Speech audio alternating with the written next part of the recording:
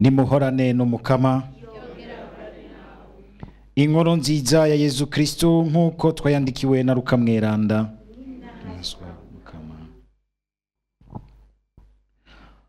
Muri rya minsi mu kuja Yerusalemu, Yezu yazaraca mu bisagara no mu mihana agenda arigisha. Sinzi uwamubajije ati, Mukama, ubwo hazokira bakeyi gusa? Nawe arababarira ati, nimwihate ngo mushobore kwinjira mu muryango upfunganye. Ndababwiye yuko benshi bazoshaka kwinjira ariko ntibabishobore. Nyenurugo niyamara kwinjira n'ukugara, namwe mwagumye hanze muzokwishinga kudodora ku muryango mumubwira muti, Mukama, twugururire. Nawe azobishura ati, sinzi iyo muturuka. Namwe muzoca mwitanganiza muti, twahora dusangira indya n'inzoga, kandi wahora wigishiriza kunami wacu. Azobasubiza ati, je ndabibabwiye, sinzi iyo muvuye, mva iruhande mwe nkozi z'ikibi mwese. Aho niho hazobabarira n'abaryanya imisaya, aho muzobonera Ibrahimu na Izahake na Yakobo n'abahanuzi bose mu bwami bw'Imana, namwe mutabwe hanze.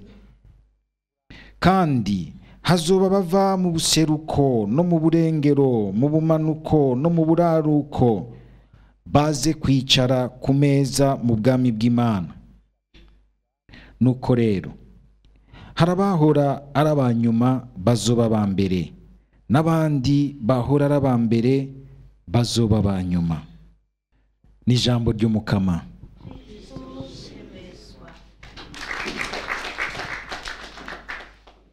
Turabandanya tuzirikana amajambo y'Imana mu gisomwa ca mbere. Turacari mwibaruwa umutumwa Paulo yandikiye abaromani. Uyu munsi aratubwiye ikintu gihambaye gose. Arasubiye kutuyagira ingene Imana ari umuhinga w'ico idusaba, w'ico ishaka kutugira, ibicishije mu bundi buryo bwayo bwo gukora, muri iyo nyene ikoresheje ububasha bwayo bumwe twita bwa mutima mweranda. Mwumvise mbere yuko ngo ni mutima avyara muri twebwe igisabisho. Niwe asenga muri twebwe, niwe ubwa mbere ashira muri twebwe igisharara c'ugusenga, akagikabura, akagiherekeza, akagishiramwo akanovera, akagishiramwo inguvu. Niwe muhinga akora ibikorwa vy'umukama mu muntu w'imbere turi, agaheza akatugira ico Imana ishaka ko tuba. Ariko twumvise yuko Paulo atubwira ati, ivyo abigira mu bantu barondera Imana, bakunda Imana. Kamenga hama hariho agace Imana isigira umuntu kuko aserura uko gushaka, akakira urwo rukundo rw'Imana. Imana igaheza ikamukoreramwo ibitangaza vyayo.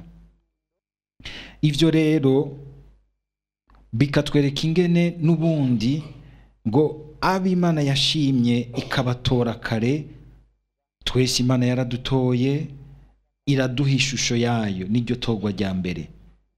Ariko kandi hariho itorwa rya kabiri. Tuvuze itorwa rya kabiri, ni torwa riguma rigaruka, ni rya torwa ryo mwibatisimu, aho Imana iheza ikagira iti, uyu munsi nakwibarutse, wabaye uwanje wo mu nzu kwa data, mwana na mutima mweranda. Mugabo iryo torwa umukama aguma agaruka, karidutoramwo ukundi gushasha. Ca gihe cose bishitse ugasanga twahuvye, twagiye n'ubundi kure y'Imana, twakoreshejwe n'itima hagukoreshwa na mutima. Mukama akagaruka muri mutima we n'ubundi, kumwe umutumwa Yohana bitubwira, mutima akagiriza icaha, arondera kucirukana muri wewe. Ukaryama ukumva ntusinzira kuko hari ikidiri kibi kiri mu bwenge no mu mutima wawe. Mutima akagira ati, iryo tino ntiryoba ari ryo, ryoba ari itiro ry'urupfu. Kanguka wikangure usinziriye. Akaza gusubira guhamagara undi muhamagaro nogira nti anaguye muri wa wundi wa mbere agira ati ntiwozimirana Imana iragaruka ikaguhamagara ukigarura ukamera nk'umuntu akangutse asubiye kumviriza mutima w'Imana ukakira imbabazi z'Imana. Ariko aha hari ikintu gikomeye cyane, nuko ivyo vyose haguma hariho uruhara rw'umuntu agira ati ndakiriye uko kuboko Imana impaye. Urukiza rwama rutangurana nuko twakiriye cette main tendue de Dieu. Kandi Imana uko kuboko iguha umuntu wese, ejo tuzovyumva ingene Imana yamaze guhitamwo kugutsindira ivyo gutsinda vyose, ugahakwa kugwa mu rubanza rwa nyuma, ugahakwa kugwa mu rubanza rwa nyuma. Mugabo vyose ngo mu mwana wa Yesu Kristo yarabitsinze, vyose muri yo irabikugururira. Iyo ni jambo rikomeye. Ariko tugarutse tukabiraba muri ubuzima tukirimwo, womenga ni nko guca mu muryango upfunganye. Ibi twumvise Yesu atubwiye mu nkuru nziza, hagira ati hate muce mu muryango upfunganye. Ngo harahandi aca yongera ko ati ngo kuko inzira ijana mu gaheza ni inzira y'ikirari, ya nzira y'ukurya no kunwa gusa iyiroroshe abayirindimukiramwo ni benshi, mugabo bagasanga batakaje ubuzima bwabo. Ni nkuko Yesu aje atubwira yongera kuri iri jambo rya Paulo gira ati ntimugendere ku nda yanyu, ntimugendere ku vyo kurya no kunywa. Ko ngo harabazo ku munsi y'imera kabazogira bati wahora usangira utuyoga natwe.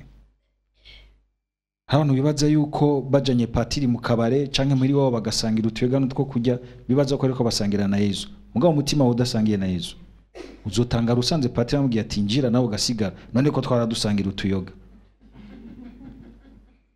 Mugabo naho mwasangira utuyoga ntimwari musangiye umutima.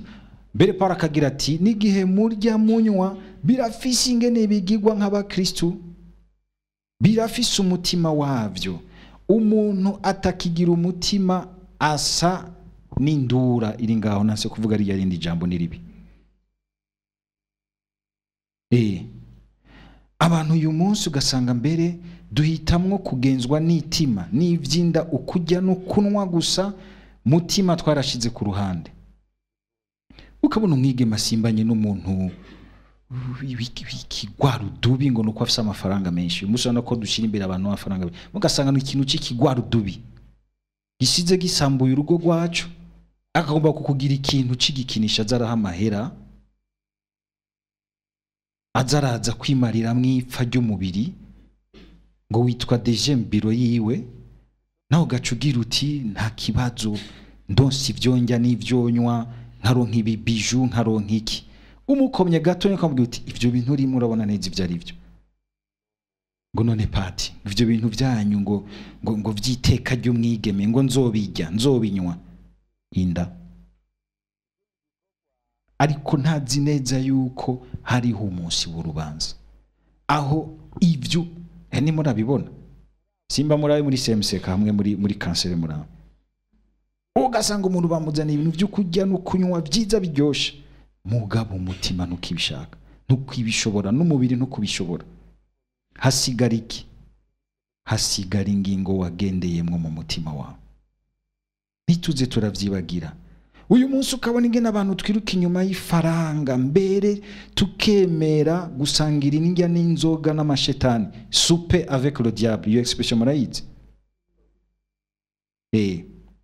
Kaja gusangira gasupu ni shetani kugira ngo mwumvikane uyigabire umutima wawe, ntubukigenzwa na mutima, ugenzwe n'ivyumviro vyayo, ariko uratakaje ubuzima bwawe.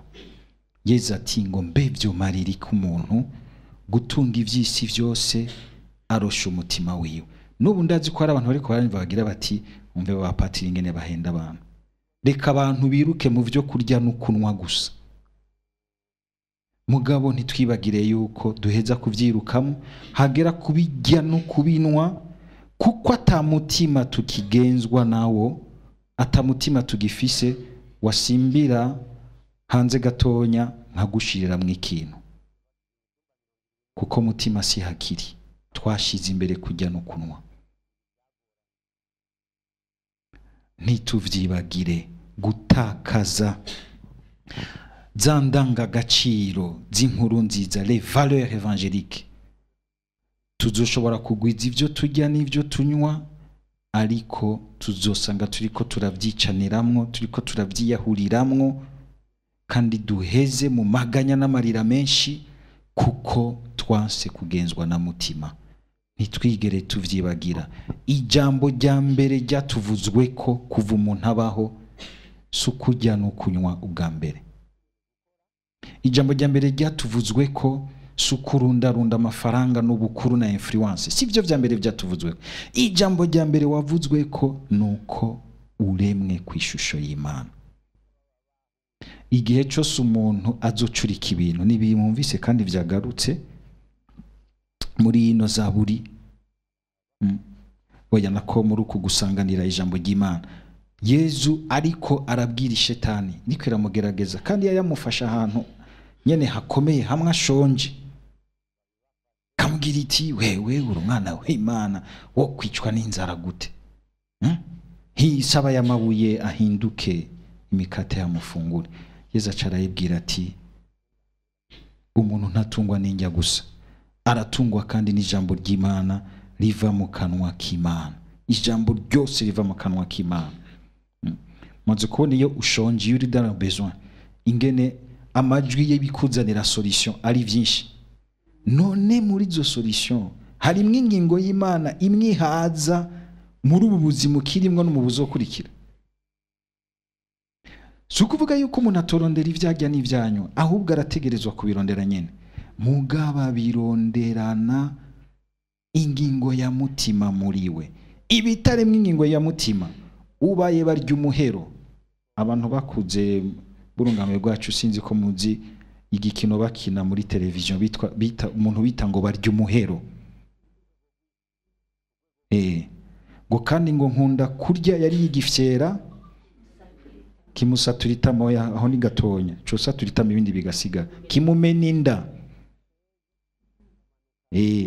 Yari yigifyera kimumena inda.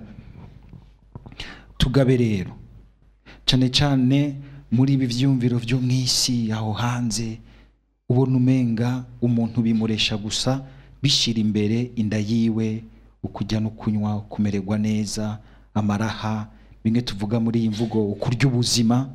Mugabo usanga uriko nubundi uriko uraburya butakara bugenda.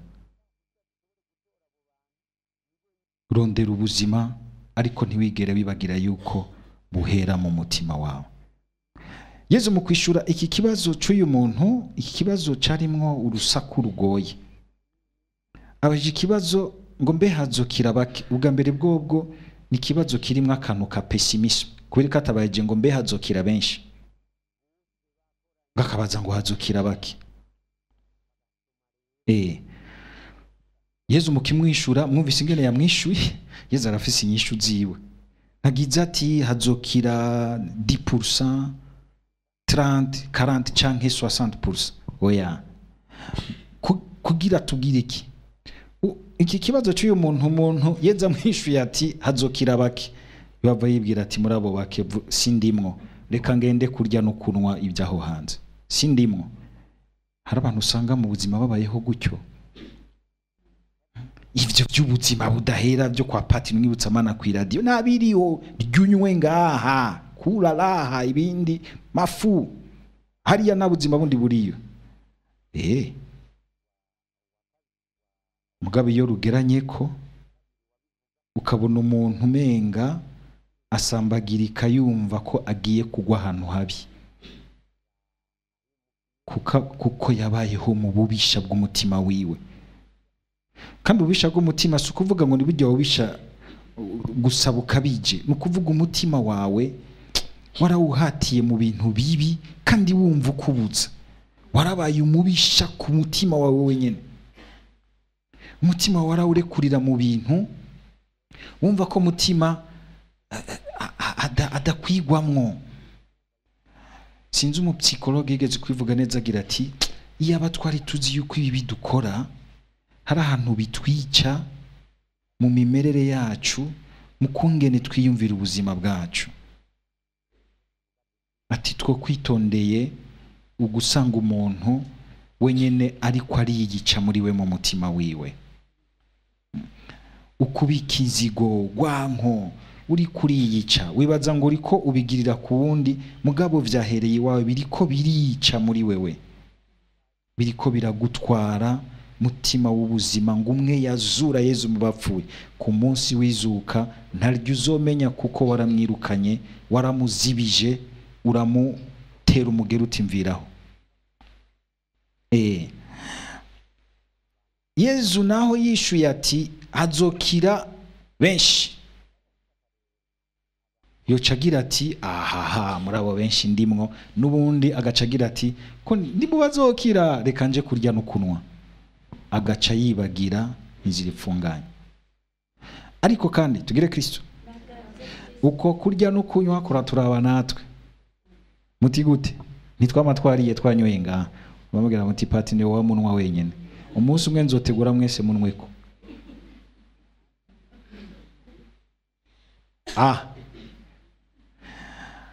Navyo bifise umutima wavyo, ni iri jambo ry'Imana. Cyo gituma marambwira abantu muza gusoma ijambo ry'Imana kuri altare.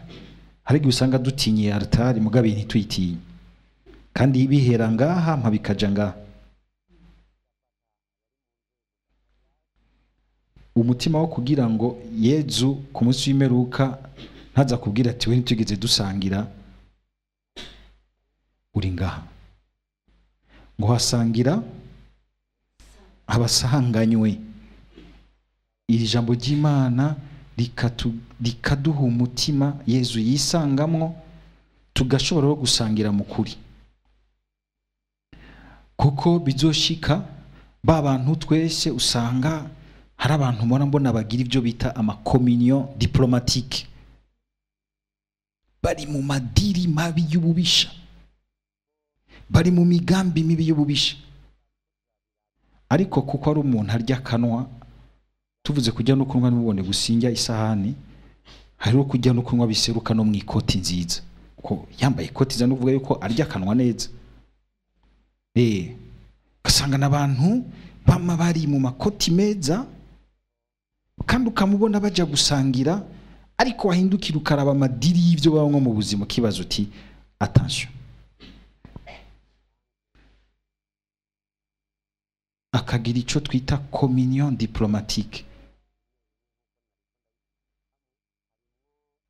di delege negeza kugena namba ikoti nziza, mugabo ujye ugiye gusangira ubwo murasanganywe ku mutima.